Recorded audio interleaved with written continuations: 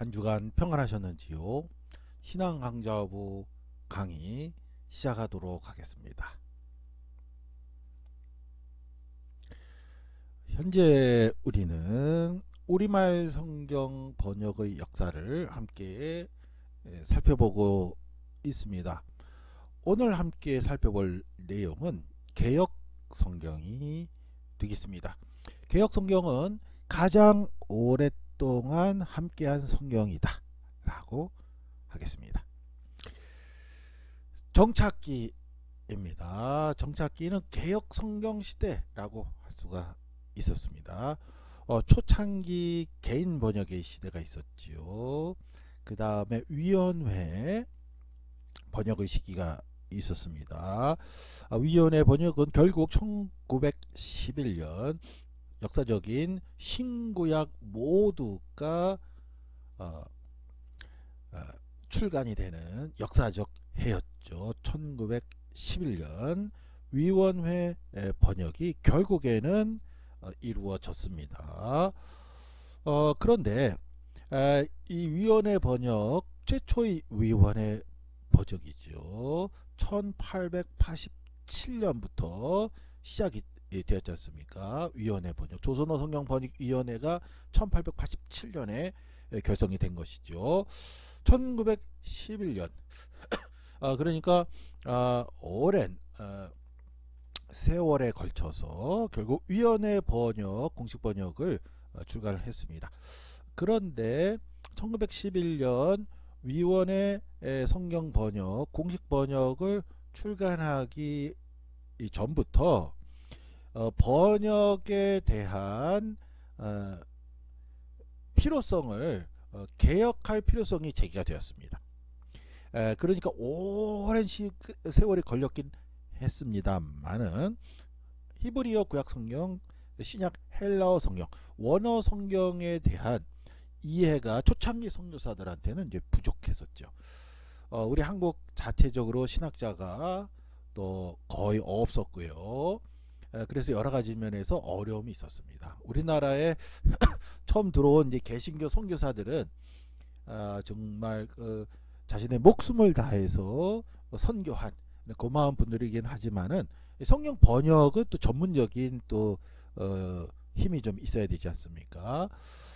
그래서 그 필요성에는 공감을 했지만은 결과적으로 나왔을 때 좀 고쳐야 된다 하는 그런 요구가 많이 또 생기게 되었지요. 여기서 고쳐야 한다는 부분은 각 절마다 각 단어마다 아쉬운 점들이 누적이 됐었던 것이죠. 그래서 어떻게 할까 고민하다가 워낙 오랜 1887년부터 1911년까지 워낙 오랜 세월 동안 작업을 한 것이었기 때문에 두 가지 선택이 있었습니다.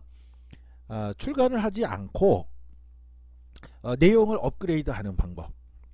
두 번째는 출간을 일단 하고 그런 다음에 고치는 작업을 또 이어서 진행하는 방법. 이 중에 두 번째를 선택한 것입니다. 워낙 오랜 기간 동안에 노력을 했기 때문에 일단 결과를 내고 그걸 수정하는 방식으로 하자로 결의가 된 것이죠.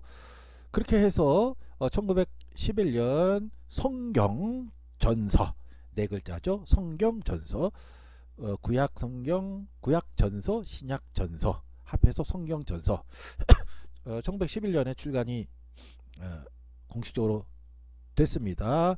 그런데 그것을 출간한 조선어 성경 번역위원회를 그 멤버 그대로 개역위원회로 간판만 바꾸어 답니다.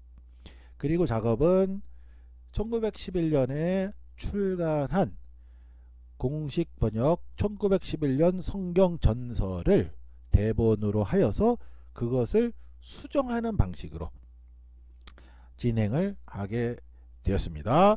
1911년 판을 가지고 수정하는 방식으로 진행을 했기 때문에 1911년 출간할 때부터 1911년에 공식적으로 출간된 성경을 구역, 오렐 구자를 써서 구역, 개역이라고 부르게 되었고요. 이제 만들어지는 작업하는 판을 고칠 개자 써서 개역이라고 칭하게 되었습니다. 1911년부터 그러니까 나올 때부터 성경 전서가 5의 구자 구역 대본이 되었고요. 새로 만들어지는 것이 이제 개역. 이제 구역 개역이란 말이 1911년부터 바로 사용이 되었습니다. 많은 노력이 이번에도 들었습니다. 이번에도 짧게 끝나지는 않았습니다. 1911년부터 해서 1938년까지 총 27년, 해수로는 28년 차가 되는 거죠.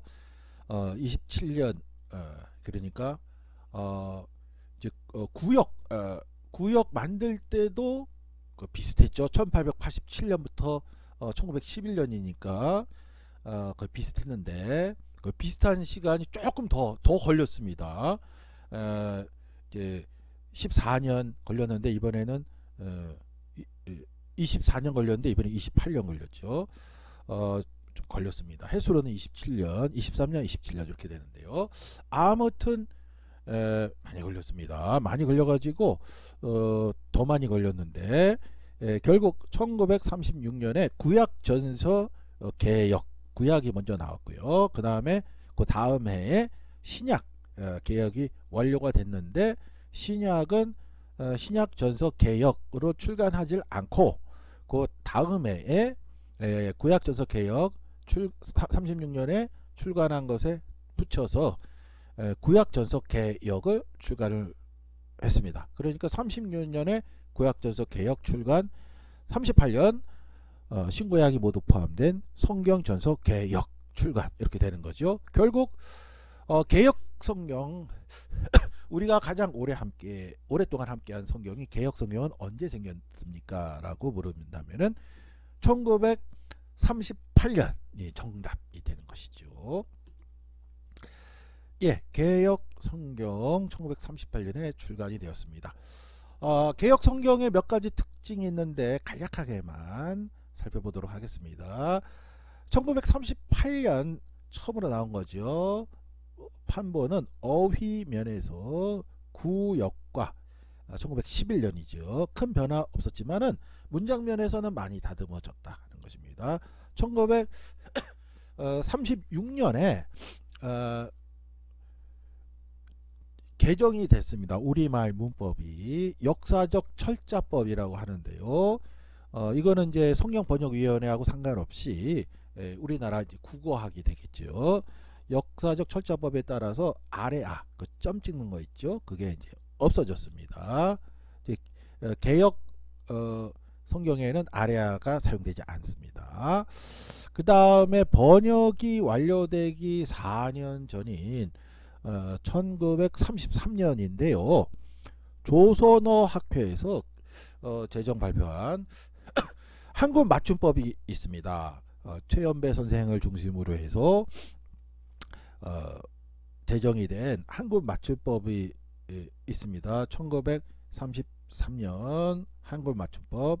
그런데 개혁위원회에서는 1933년에 제정 발표된 한국 맞춤법을 채택하지 않았습니다. 자, 이것이 엄청난 큰 결과를 가지고 왔습니다. 저희 신앙 강좌부에서 2달 동안 우리말 성경의 역사, 우리말 성경이 탄생하는 그 번역의 역사를 2달에 걸쳐서 비교적 자세하게 살펴보는 근본적 이유가 여기에 있다고도 할 수가 있습니다. 조선어 학회의 한글 맞춤법을 채택하지 않았다 하는 것이 굉장히 큰 영향을 줬습니다. 어떤 영향을 주었는가 하는 것은 이번 시간부터 그 이후 시간에 자세하게 등장할 것입니다. 아무튼 조선어 어학 일반 사회의 한글 맞춤법을 채택하지 않음으로 해서 큰 결과가 이제 빚어지게 됐는데요. 지난 시간에 우리가 살펴본 대로 한국 교회는 한글 사용에 있어서 일반 사회보다는 훨씬 앞서 있었죠. 그런데 1933년 채택된 한글 맞춤법을 1938년 개혁 성경이 처음 나오면서부터 한글 맞춤법을 채택하지 않음으로 해서 교회의 랭귀지, 교회의 언어, 성경의 언어와 일반 사회의 언어가 달리 가게 되는 그런 결과가 됐습니다. 교회에서는 예수께서 가라사대, 근데 일반 사회에서는 가라사대라는 용어를 사용하지 않게 되었죠.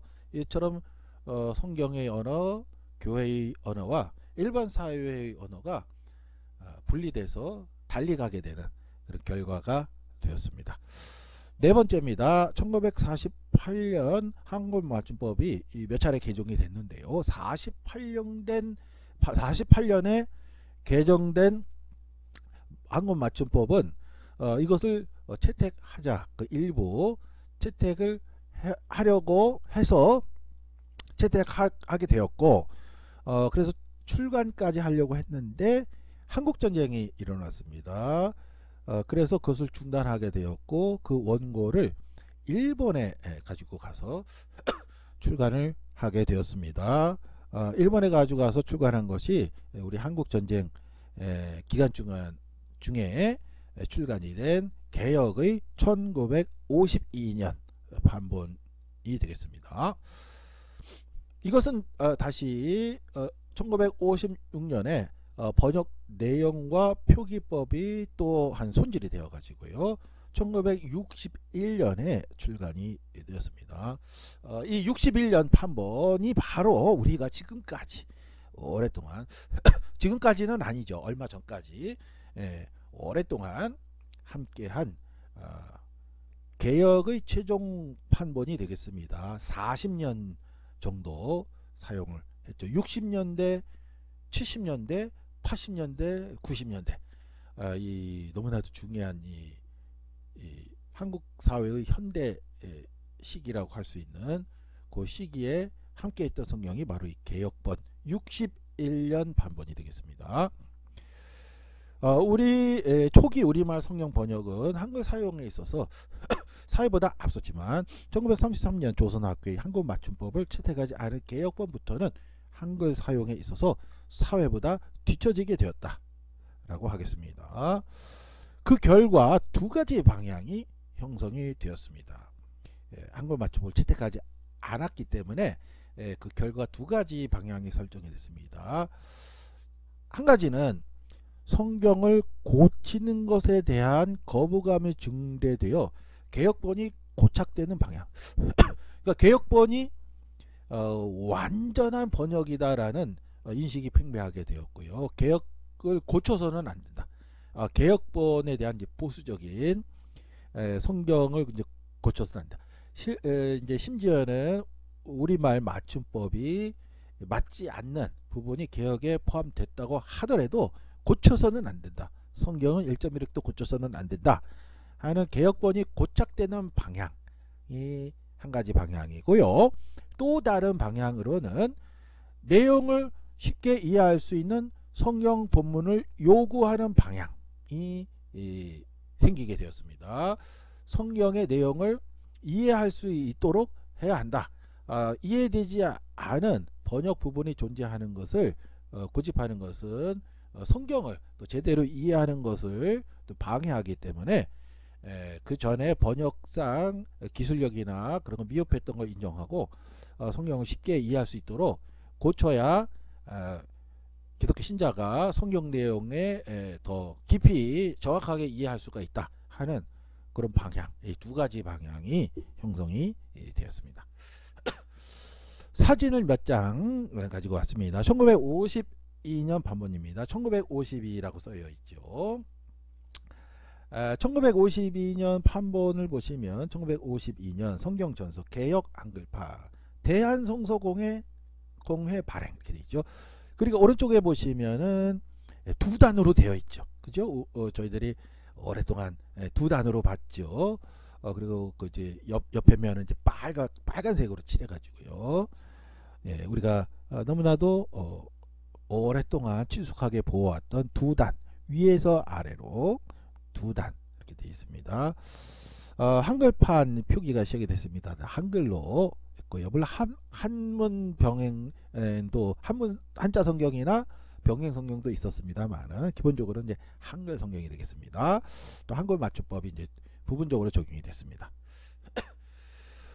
요것은 이제 대한성서공회 조선어 성경번역위원회가 이제 개혁위원회로 바뀌고 나중에 이제 대한성서공회로 또 간판을 바꾸게 되는데요. 현재는 대한성서공회인데 거기 홈페이지에 있는 우리말 성서 번역 계보도 사진을 제가 공부하는 차원에서 가지고 왔습니다.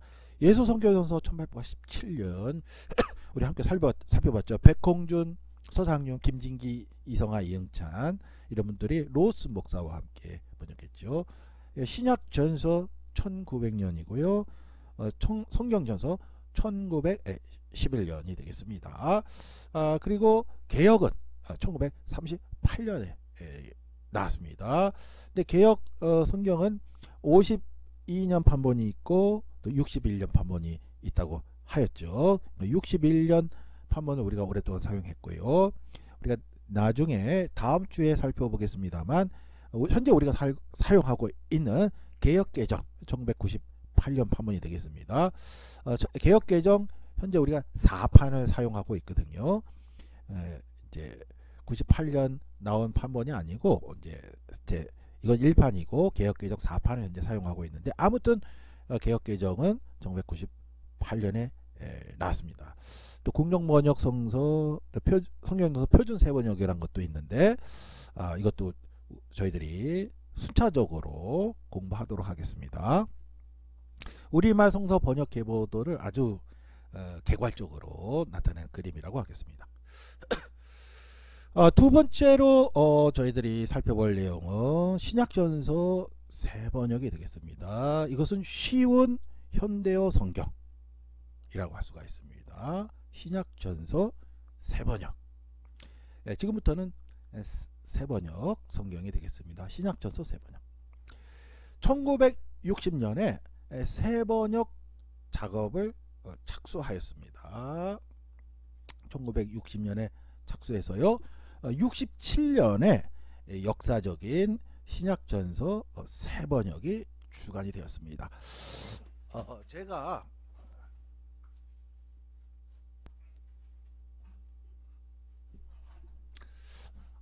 제 연구실에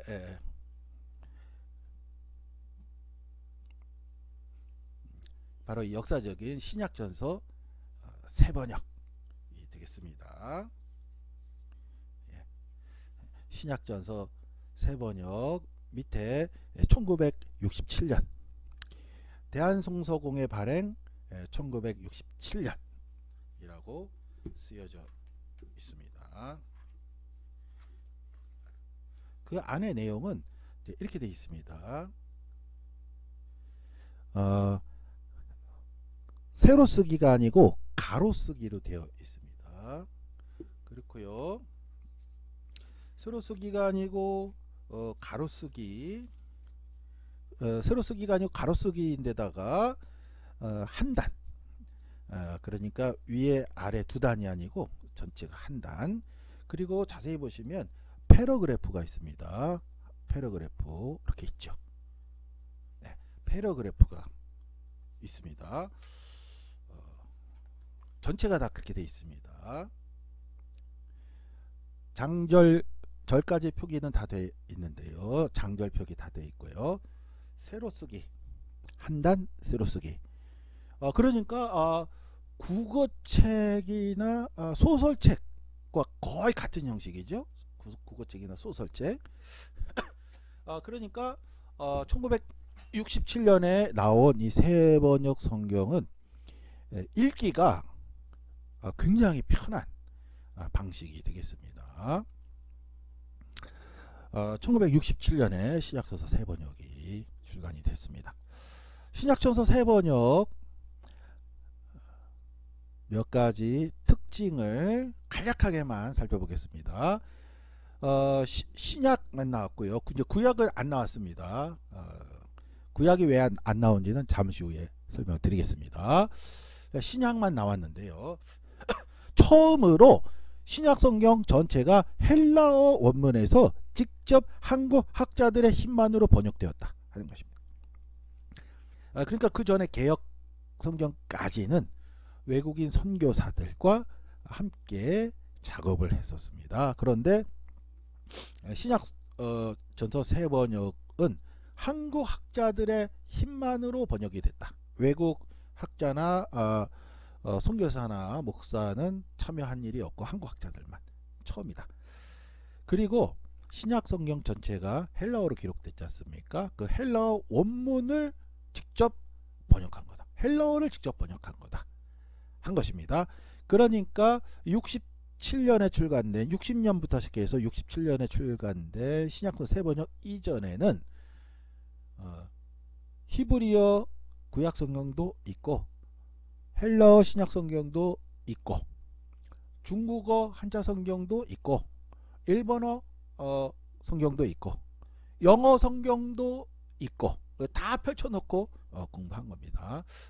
번역을 한 겁니다. 히브리어 헬라어 우리말로 번역할 때 우리말 단어가 서양의 문물에 서양 학문이나 서양 문물에 대응하는 우리말 단어가 중국과 일본에서 이미 많이 이제 조어가 되었습니다. 뭐 민주주의라든지 뭐 입법, 사법, 행정 뭐 이런 단어들은 우리 전통적으로 우리 조선에 우리나라에 존재하지 않았었죠. 입법, 사법, 행정, 민주주의 뭐 이런 단어는 중국과 일본에서 예전에 만들어진 그런 단어들입니다. 그런 걸 이제 사용해야 하니까 영어 단어를 쓸 수도 없고 헬라어 단어를 쓸 수도 없고 사용해야 하니까 일본어나 중국 성경을 이제 볼 수밖에 없었죠.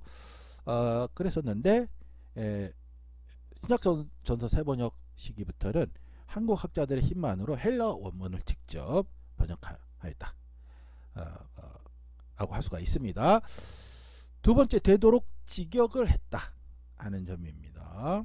세 번째, 쉬운 현대로 번역했기 때문에 젊은이들, 특히 중고등 학생들이 이해하기 용이했다 하는 것입니다.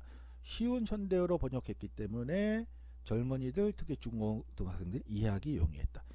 그러니까 쉬운 현대어로 번역하고자 하는 목적이 첫 번째 목적이었습니다. 그래서 세로 쓰기가 아니고 이제 가로 쓰기를 했고요. 또 패러그래프로 배열을 한 거죠. 서신에서는 경어체를 사용했다. 요거는 조금 이제 나중에 좀 문제가 됐습니다. 예를 들면 제가 펼친 이 내용이 마침 고린도전서 15장 42절인데요. 바울 서신이죠. 죽은 자들의 부활도 이와 같습니다. 썩을 것으로 심겨 썩지 않을 것으로 다시 살아납니다. 다 경어체를 사용을 했어요.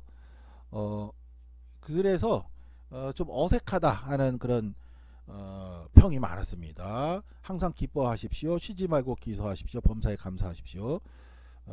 이렇게 하니까 그 조금 이제 그 좀 낯설다 그런 게 좀 있기는 있었습니다. 아무튼 서신에서는 경어체를 사용했습니다. 그 다음에 성경 본문에 따라 소제목을 붙였습니다. 여기 보시면 작은 글씨라서 잘 안 보이시겠지만 보시면 단락에 이렇게 있죠. 소제목이 있으면 세례 요한이 보낸 사람들 이렇게 소제목이 있습니다. 소제목이 있다는 것은 우리가 성경을 읽을 때 큰 도움이 되죠. 이 소제목은 개역에는 없었는데 개역 개정에는 이 소제목이 포함이 됐습니다. 그래서 많은 도움을 주고 있죠. 그런데 소제목이 있다 하면 그 내용의 그 단락을 그렇게 규정한다는 건데 그 단락이 어디서부터 어디까지고 제목은 이렇다 하는 것을 우리 스스로 한 것은 아니고 1966년 The Great New Testament가 1966년에 출간이 됐습니다. 거기에 있는 소제목을 번역해서 옮겨 놓은 것입니다. 단락의 범위도 그것을 따른 것이죠. 그렇습니다.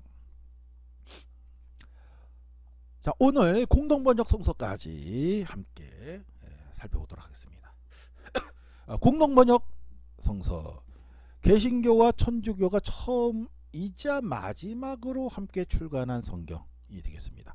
공동번역, 70년대 교회 생활을 하신 분들은 기억하실 것입니다. 추억의 성경이지요. 공동번역 성서 이렇게 돼 있죠. 저희 집도 77년에 구입을 해서 지금 이제 저희 부모님 계시는 의정부 본가에 있습니다. 그 옛날 그때 구입해가 77년에 구입한 게 지금도 집에 있습니다. 바로 그 성경 공동번역 성서에 대해서 좀 살펴보도록 하겠습니다. 자, 공동번역 성서가 생겨난 역사적 배경은 다음과 같습니다. 1967년 신약성서 새번역 이거지요. 60년에 시작해서 67년에 출간돼 신약성서 새번역을 출간한 대한성서공회는 이제 구약해야죠. 신약이니까 구약전서 새번역을 이제 출간해야 되니까 계획을 하고 있었습니다. 그런데 한국 천주교로부터 뜻밖의 제의를 받게 됩니다. 성경을 함께 번역하자라는 제의를 받게 됩니다. 이거 예상하지 못했던 뜻밖의 제의였는데요. 그렇다면 한국 천주교는 왜 이런 제의를 우리 개신교에게 했는가? 1965년에 제2차 바티칸 공의회가 열린 바 있습니다. 가톨릭은 공의회를 가톨릭 자체적으로 열어왔는데요. 이 가톨릭의 공의회가 굉장히 많이 있었는데 2000년 역사가 있으니까요, 가톨릭이. 근데 1965년에 개최된 제2차 바티칸 공의회는 가톨릭 2000년 역사 통틀어서 가장 중요한 몇 개 안 되는 그런 중요한 공의회였습니다. 역사적으로. 아무튼 거기에서 1965년에 제2차 바티칸 공의회에서 개신교와 관계를 개선하자라는 것이 결의가 되었습니다. 이것을 한국 천주교가 개신교의 관계를 개선하자 하는 것을 실행하는 차원에서 한국 개신교에게 제의를 한 것이죠. 관계 개선의 차원에서. 한국 천주교는 또 마침 자체 성경이 없었습니다. 우리말 성경이 없었습니다. 한국 천주교는 학자들이 없었기 때문에 히브리어, 헬라어, 원어 성경을 번역할 그런 힘이 없었죠. 당시에는. 그러면 그 오랜 역사 동안에 한국 천주교는 어떤 성경을 사용했는가? 개역 성경을 사용한 거죠. 근데 개역 성경을 사용했는데 이때까지만 해도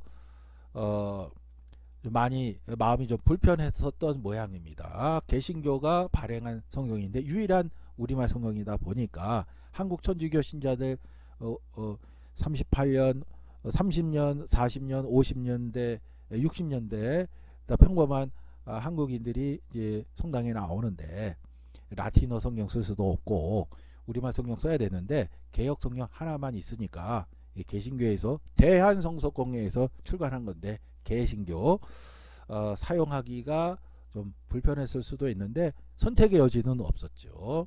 그러다가 자체적으로 성경을 번역해서 갖고자 하는 오랜 그런 열망이 좀 있었던 모양입니다. 그래서 그런 열망까지 담아서 혼자 스스로 할 능력은 여전히 없기 때문에 같이 하자 하는 제의를 한 것이죠. 그래서 1968년에 한국 개신교에서도 그걸 흔쾌히 받아들여서 1968년에 신교 구교 학자들이 중심이 된 공동번역위원회가 구성이 되었습니다. 공동번역 성서라는 판본의 타이틀도 신교, 개신교, 구교 공동으로 번역했기 때문에 공동번역이라는 명칭이 생기게 되었습니다. 이렇게 해서 1977년 공동번역 성서가 출간이 됐습니다. 오랜만에 보는 그림이지요. 혹시 저희 교부들 가운데 이 공동번역 성서 갖고 계신 분들도 많이 계실 것입니다. 자, 몇 가지 평가를 간단하게 하도록 하겠습니다. 한국 천주교 측에서는 최초의 성경 전서였다. 그런 의미가 있습니다. 그러나 출간되자마자 개신교에서는 졸속 번역이다라는 비판과 함께 사용을 거부했습니다. 저희 집도 그렇지요. 제가 다니던 교회 모든 교우 저희 집 포함해서 성경이 새로 나왔다 해서 다 구입을 했습니다. 저희 집도 구입을 했습니다. 그런데 구입하자마자 교회에서 한국 개신교 전체에서 사용하지 말라 하는 또 명령이 또 하달이 됐습니다. 그래서 기왕 샀으니까 가지고는 있는데 책장 맨 구석에 위치한 상태에서 계속 그 구석만 지키다가 벌써 수십 년이 이제 지나게 됐습니다. 그럼 왜 개신교에서는 같이 번역을 해놓고 왜 사용을 거부했는가? 네 가지 이유, 크게 네 가지 이유입니다. 첫 번째, 지나친 의역. 공동번역 성서를 보면은요, 저처럼 성서학자들, 신약이기 때문에 헬라어 원문 성경이 전문인데 헬라어 원문하고 공동번역 성서하고 비교해 보면은 도저히가 이제 번역이라고 인정하고 하기 힘들 정도로 지나치게 헬라어 원문보다 너무 엉뚱한 그런 의역이 너무 많습니다. 의역이 지나치다. 어느 정도는 이해를 위해서 이렇게 스무스하게 번역하는 기술이 또 다양한 기술이 좀 필요합니다만 지금 공동번역 성서의 경우에는 의역이 너무 지나치다라고 할 수가 있습니다. 두 번째, 하느님으로 표기가 됐습니다. 하나님. 1882년 누가복음에서는 하느님, 1883년 누가복음 2편에서 하나님. 그때부터 지금까지 하나님이죠. 그런데 공동번역 성서 처음부터 끝까지 다 하느님으로 표기한 거예요. 하나님을. 이것은 이제 개신교가 가톨릭에게 양보한 그런 사항이라고도 볼 수가 있습니다. 그런데 우리 개신교 신자들이 공동번역 성서를 구입했을 때 바로 모든 신자들이 이제 노발대발했죠. 하나님이지 하느님이 뭐냐? 그렇게 됐었고요. 그런데 저는 여기에 한 가지 더 개인적으로는 또 의심이 좀 있습니다. 그것은 뭐냐면은 한국 천주교의 경우 1964년까지 하느님이란 용어를 사용하지 않았습니다. 천주라고 했습니다. 그래서 천주교인 거죠. 천주교. 하늘의 주님, 천주교, 천주님이라고 했는데 1964년까지 하느님이라는 용어를 사용한 지 얼마 안 됐을 때였는데 한국 천주교에서 얼마든지 하나님으로 표기할 수도 있었는데 하느님으로 주장한 것은 자신들이 천주님이라고 1964년까지 해놓고 하느님을 고집한 이유는 우리 개신교에 대한 자존심을 내세우려고 했던 것은 아닌가. 성경 번역 실제로 이루어지는 것은 개신교 학자들이 거의 다 하는 것이기 때문에 좀 자존심을 좀 내세우려고 했던 것이 아닌가. 한국 천주교가 좀 의심이 됩니다. 한국 천주교가 그때까지 100 몇십 년 동안 하느님을 사용했었다면 또 혹시도 모르겠는데 그렇지도 않았었거든요. 그 다음에 고유명사를 개혁과 달리해서 혼란을 초래했습니다. 이러면 이제 바울을 바울로, 이제 마가를 이제 마르코 이거든요. 마르코. 그래서 당시에 교회 장로님들이 많이 화를 내셨죠. 마가지 왜 마르코냐? 왜 예수님 또 마태를 마테오 뭐 그렇게 했거든요. 마테오. 왜 예수님의 제자를 낯설게 만드냐? 뭐 이렇게 성경에 나온 지명 여리골 예리코 뭐 이렇게 그거는 이제 원어 발음하고 비슷하게 한다고 한긴 한 건데 그럼에도 불구하고 이미 우리에게 친숙한 성경의 인물들, 성경의 지명이 낯설게 표기가 된 거죠. 그래서 친숙한 인물들과 친숙한 지명을 왜 낯설게 했냐? 혼란을 초래했다 하는 거죠. 그 다음에 구약의 경우에만 해당합니다. 외경이 수록이 되었습니다. 지혜서, 바룩서, 마카베오 상하 등등 7권이 있습니다. 신약도 외경이 있고요, 위경이 있습니다. 구약도 외경이 있고 위경이 있는데 구약 외경 중에서 구약의 외경 중에서 7개가 들어왔습니다. 신약 외경이나 위경은 수록되지 않았는데요. 아무튼 구약 39, 신약 27권 외에 제2경전이라는 카테고리 제목을 달았습니다만 아무튼 외경이 구약의 경우 7개나 이제 들어와 있거든요. 그래서 왜 외경을 수록했느냐? 그래서 우리 개신교에서는 이러한 이유로 받아들이질 않았습니다. 2005년입니다. 한국 천주교 주교회의에서 성경을 출간했습니다. 이것도 제가 보여드리겠습니다.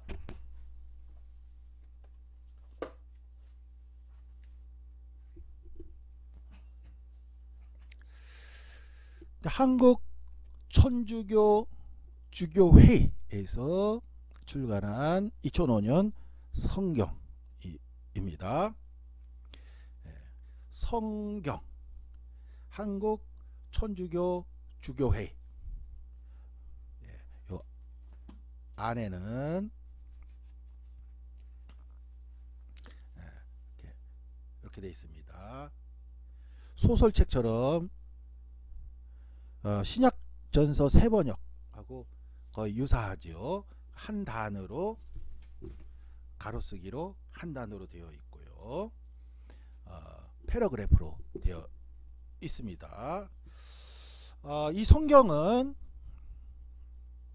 우리 개신교 성경전서하고 크게 차이점 2가지 차이점을 언급하도록 하겠습니다. 먼저 제목입니다. 성경. 우리는 성경 전서, 전서자가 있습니다. 전서자가 있는 것은 성경 전서 어떤 것이 적절한 표현이냐 이걸 넘어서 전서는 1882년 낙권으로 나온 누가복음에서부터 예수선교 누가복음 전서 전서자가 그때부터 있었고요. 지금까지 빠진 적이 없습니다. 성경 전서 최초의 낙권인 1882년부터 예수선교 전서 항상 전서가 있었습니다. 그래서 그 전서가 계속 붙어서 성경 전서 4글자이지요. 한국 천주교는 이러한 개신교 1882년 예수선교 전서 누가복음 1881년 예수선교 전서 이수정 또 그 외에 구역 개역 이런 전통을 전혀 따를 이유가 없는 한국 천주교는 성경 전서자를 붙일 이유가 없죠. 자체적으로는 차이가 있습니다. 두 번째는 더 결정적인 것입니다. 성경 전서는 발행지가 대한성서공회입니다. 대한성서공회. 대한성서공회가 주소고요. 발행지고요. 가톨릭에서 나온 것은 한국 천주교 주교회의가 주소입니다. 한국 천주교 주교회의가 최종 권위를 갖는 곳입니다. 가톨릭 성경은요. 그러니까 대한성서공회가 우리의 주소다 하는 것을 알아야 됩니다. 우리 개신교 주소입니다. 대한성서공회가. 그러니까 대한성서공회 안에 한국 천주교도 있고 개신교도 있고 그런 게 아닙니다. 대한성서공회 1887년부터 지금까지 모든 역사는 개신교의 역사입니다. 한국 천주교는 상관이 없어요. 처음부터 상관없고 지금도 상관없고요. 거기서는 대한성서공회와는 아무런 상관없이 한국 천주교 주교회의가 최종 권한을 갖습니다. 이 안에 이게 발행인 머릿말 다 보면은 한국 천주교 주교회의가 유일한 최종 권한을 갖는다 이렇게 되어 있습니다. 한국 천주교 주교회의 다르다는 거죠. 그 안에 번역된 부분이 다릅니다. 참고적으로 이 2005년에 나온 2005년에 나온 건데요. 카톨릭에서 나온 이 성경은 2005년에 나오자마자 제가 달려가서 가장 우리나라 제일 큰 가톨릭 서점 가서 구입을 했기 때문에 아마 구입한 거로는 몇 손가락 안에 들 정도로 가장 최초로 구입한 사람일 것 같습니다. 제가 이렇게 달려가서 이제 제일 큰 거 달라 해가지고 2005년에 제일 큰 거를 이제 구입을 해서 이제 역사적인 해다라고 생각해서 이제 가지고 왔는데요. 2005년 기준으로 한국천주교에서는 히브리어 번역할 수 있는 사제들, 헬라어 번역할 수 있는 사제들을 이미 충분하게 확보가 되어 있는 상태였습니다. 많이 따라왔기 때문에 한국천주교도 학자들을 또 많이 보유하게 되었습니다. 이미. 그래서 히브리어 구약성경, 신약 헬라어 성경 번역하는데 큰 어려움이 없는 그런 실력을 이미 충분히 갖추게 되었습니다. 그래서 자체적으로 노력해서 2005년에 출간을 했습니다. 결국 2005년에 나온 성경을 나옴으로 해서 비로소 1977년에 발간이 된 공동번역 성서를 성서로 대체하는 한국 천주교에서는 또 기념할 만한 역사적인 해라고 할 수가 있겠습니다. 자, 오늘 함께 살펴본 우리말 성경의 역사는 여기까지 진행하도록 하겠습니다. 수고 많으셨습니다.